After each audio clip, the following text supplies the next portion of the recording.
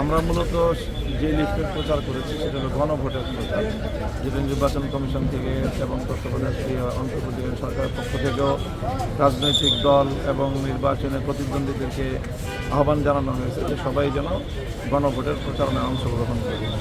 তো কাজে রাষ্ট্রীয় আহ্বানের সাড়া দিয়ে আমরা গণভোটের প্রচারণা চালালাম, সেটা কি আমাদেরকে সেই ভিত্তিতে করা হলো, আমাদেরকে এটা খুবই দুঃখজনক বলে মনে করি।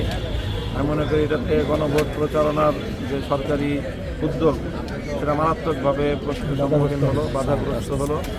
এই কাজটা কেন করা হলো বা যে সাংবাদিক এটা করলেন ন্যূনতম আমাদের কাছ থেকে কোনো তথ্য বা কোনো বক্তব্য নেননি, এমনকি সেখানে লিফলেটটা তারা পর্যন্ত যাচাই করার প্রয়োজনীয়তা অনুভব করেননি।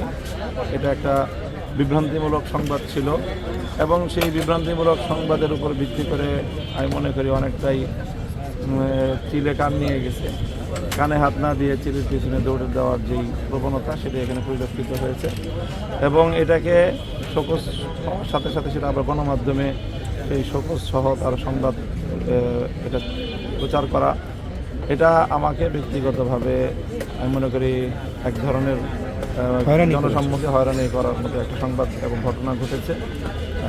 এই যে আমার নির্বাচনী কার্যক্রম পরিচালনা সহ যাবতীয় চরম ব্যস্ততার সময় এখানে জনমানুষের কাছে আমার ভাবমূর্তির বিষয় এগুলোকে প্রশ্নবিদ্ধ করারই কোনো চেষ্টা কিনা এটা নিয়ে আমরা শঙ্কিত। হ্যাঁ, আমরা জবাব দিয়েছি, সকলের জবাব দিয়েছি। আমরা বলেছি কমিশনকে, আমরা বলেছি যে এটা আমাদের এই গণভোটের যে আমাদের লিফলেট বিতরণ করেছি সেটা আমরা দাখিল করেছি। ওনারা বলেছেন যে এটা ওনারা রিসিভ করে রেখেছেন।